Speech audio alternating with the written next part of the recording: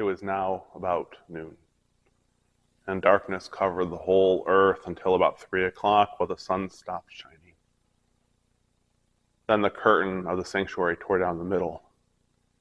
Crying out in a loud voice, Jesus said, "Father, into your hands I entrust my life." After he said this, he breathed for the last time. When the centurion saw what had happened, he praised God, saying, "It's really true. This man was righteous." All the crowds who had come together to see this event returned to their homes, beating their chests after seeing what had happened. And everyone who knew him, including the women who had followed him from Galilee, stood at a distance observing these things. Sometimes we have to sit with this one. Jesus, the incarnation of God, allowed himself to be taken to the cross. Luke says the place of the skull. He allowed himself to be crucified there next to two others who were being crucified for their crimes. He allowed the nails to be driven. He allowed the crown of thorns. He allowed the placard above his head, "This is the King of the Jews." He allowed the scorn, the ridicule, the harassment. He allowed the beating. He allowed for the effects of the crucifixion to overtake his body. And in a moment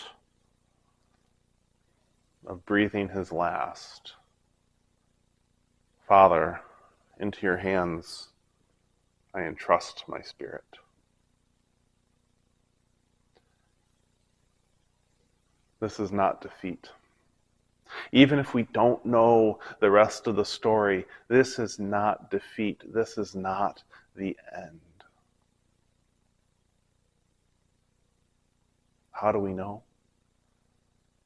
Because already without resurrection, those who stood by saw and suddenly knew. In yesterday's devotion, I said that it wasn't the time for Jesus to say, "Told you so." When the criminal said, "Will you be with me?